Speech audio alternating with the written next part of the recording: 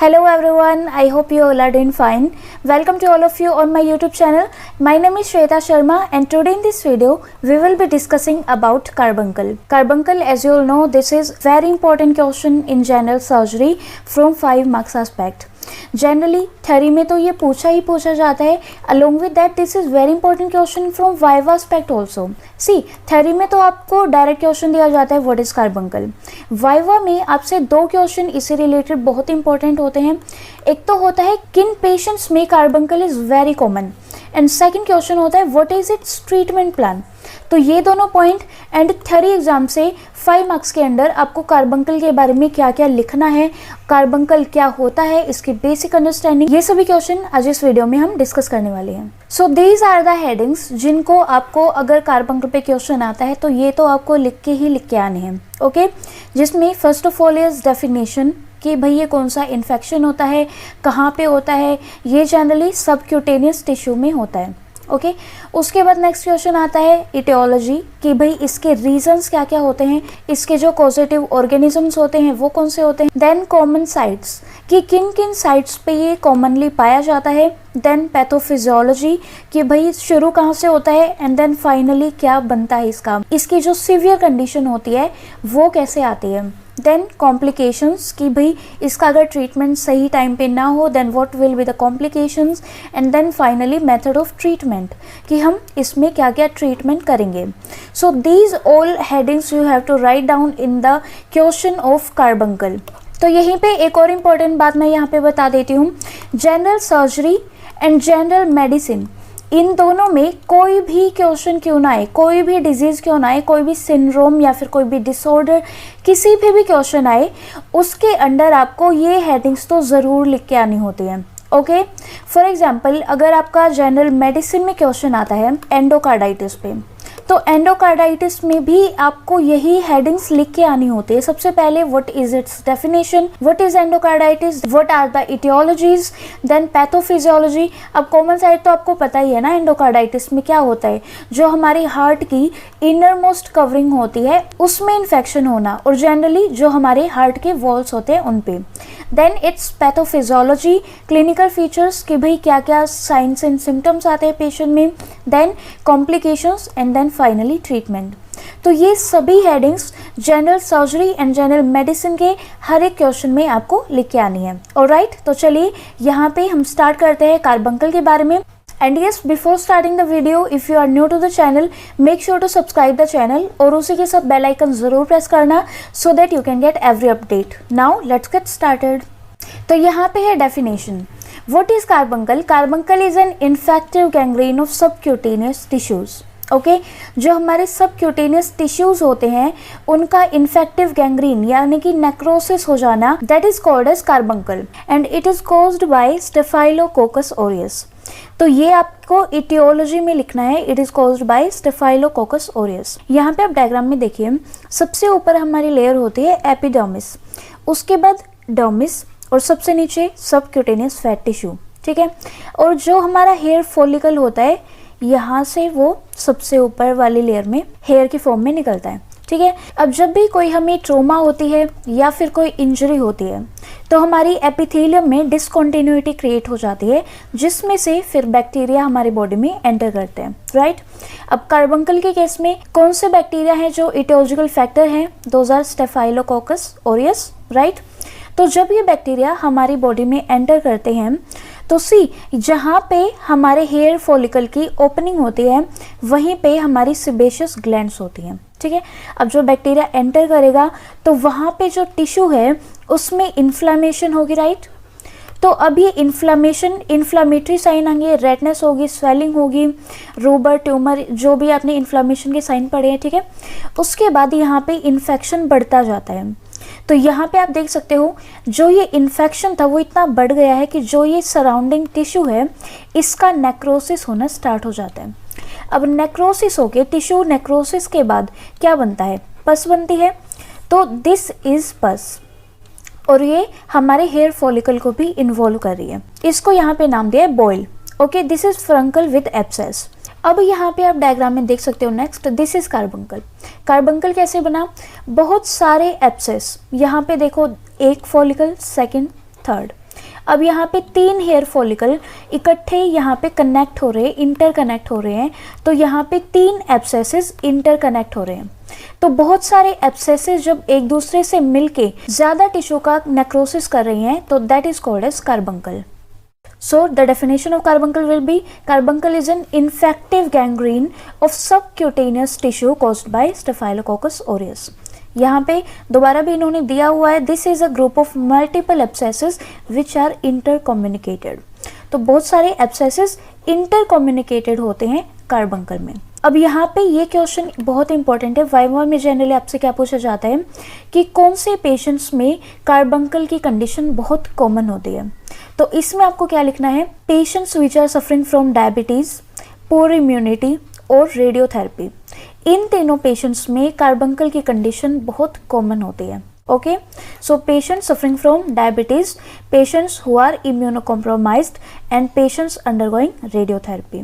अब साइट्स भी बहुत इंपॉर्टेंट क्वेश्चन आ जाता है।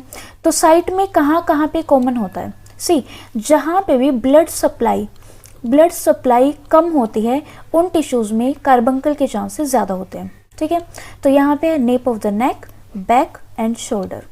इसको आप राइम बना के कैसे याद करेंगे, nap of the neck, shoulder and back, nap of the neck, shoulder and back. Okay, अब आते हैं यहाँ पे पैथोफिजियोलॉजी। यहाँ पे आप डाल सकते हो पैथोफिजियोलॉजी। ठीक है, तो इसका मतलब क्या होता है कि कहाँ से ये कंडीशन स्टार्ट हुई थी और फाइनली जाके अब ये कंडीशन कैसी है। ठीक है, तो ये पाथवे है कि ये कंडीशन कैसे स्टार्ट हुई थी और अब क्या है। तो सबसे पहले initial lesion is similar to a boil. यहाँ पे हमने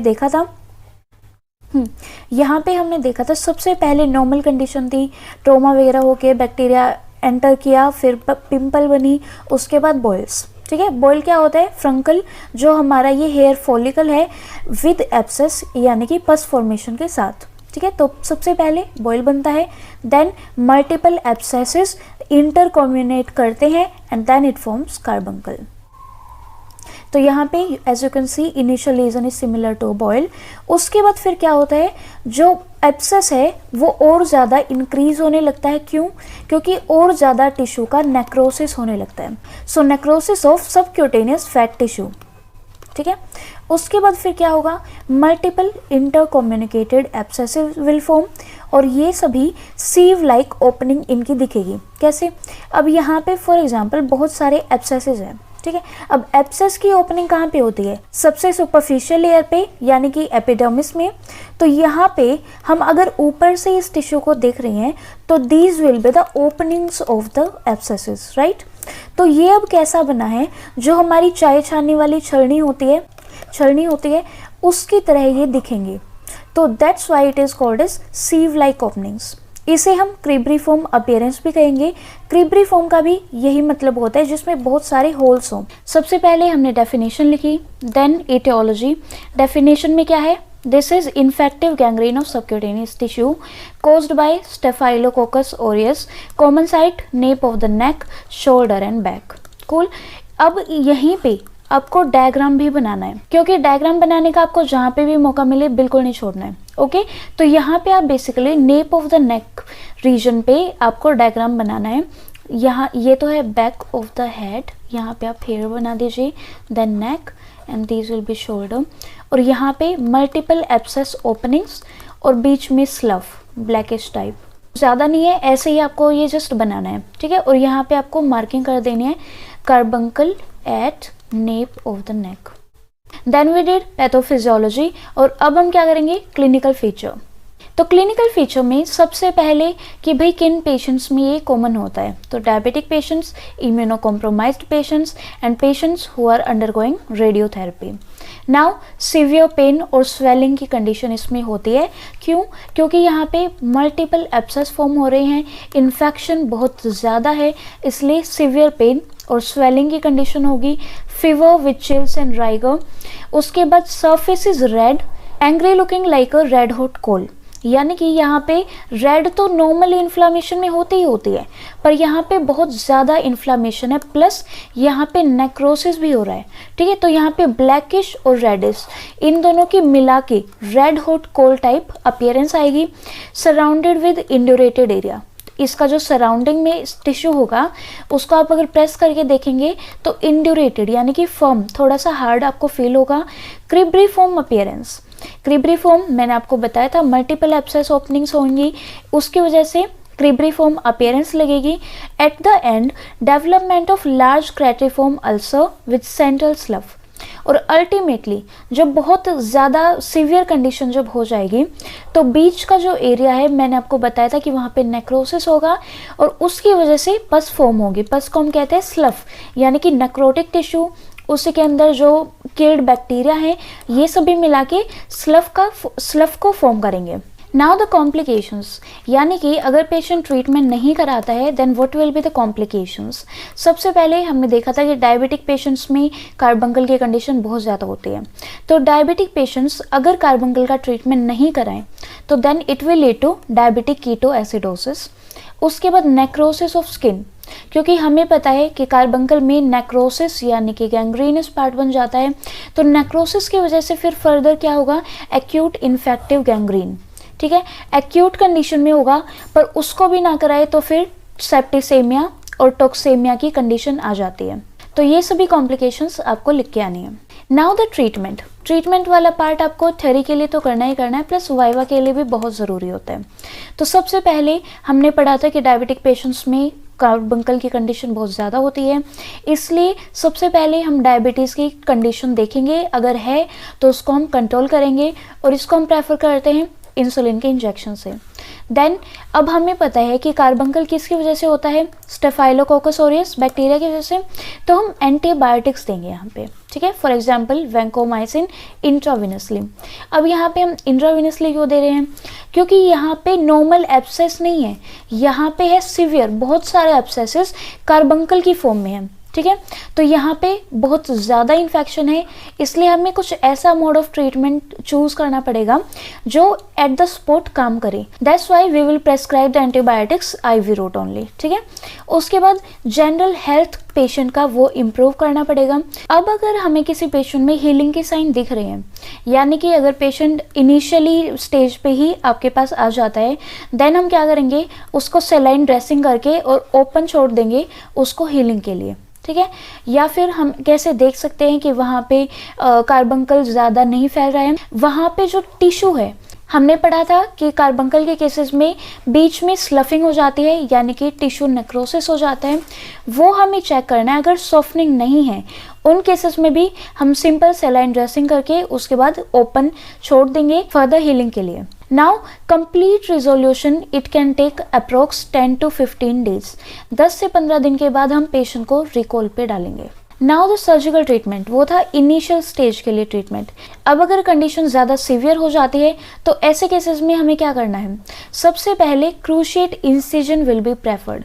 क्रूशिएट इंसिजन क्या होता है, आप यहाँ पे देख सकते हो प्लस साइन, ठीक है। सबसे पहले आप यहाँ पे ऐसे इंसिजन देंगे, देन लाइक दिस। अब यहाँ पे जो स्किन थी, सबसे पहले हम इतने स्किन को एक्सरसाइज करेंगे, ठीक है। जो ये फ्लैप्स है, स्किन फ्लैप्स, इनको हम एक्सरसाइज करेंगे। देन जो बीच में स्लफिंग है उसको डिब्राइड करेंगे, ठीक है। तो अब यहाँ पे देखिए, सबसे पहले क्रोशिएट इंसिजन दिया, जो एजेस हैं स्किन फ्लैप के वो एक्सरसाइज किए, उसके बाद जो बीच में पस है उसको ड्रेन किया। फर्दर लोक्यूलाई आर ब्रोकन डाउन, यानी कि जो हमारे मल्टीपल एब्सेसेस थे, इन सभी एब्सेसेस को इकट्ठा कर लेंगे, यानी कि जो इनके लोक्यूलाई बने हुए हैं उनको ब्रेक डाउन कर लेंगे। देन जो स्लफ होगी उसको एक्सरसाइज करेंगे अच्छे से। उसके बाद जो कैविटी रिमेनिंग होगी उसको एंटीसेप्टिक एजेंट से अच्छे से साफ करेंगे, जैसे हम बीटाडीन से साफ करते हैं, एंड देन फाइनली हम ड्रेसिंग कर देंगे।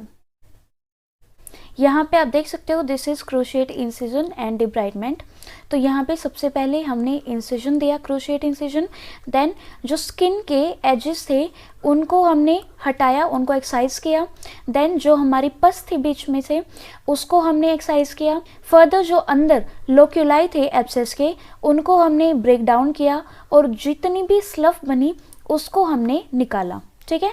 देन फिर हमने एंटीसेप्टिक एजेंट से इस कैविटी को अच्छे से क्लीन किया और फिर हमने फाइनली ड्रेसिंग कर दी। This is the diagram of granulation tissue formation. Granulation tissue यहाँ पे आप देख सकते हो रेडिश है। तो ग्रैनुलेशन टिश्यू फॉर्मेशन का मतलब क्या होता है, हीलिंग, यानी कि जो टिश्यू है वो अच्छे से हील हो रहा है। So yes, this is all about today's video. I hope you all will found it helpful. अगर आपको ये वीडियो अच्छी लगी है then do press the like button, and also if you are new to the channel make sure to subscribe the channel and also press the bell icon so that you can get every update. Thank you and be happy.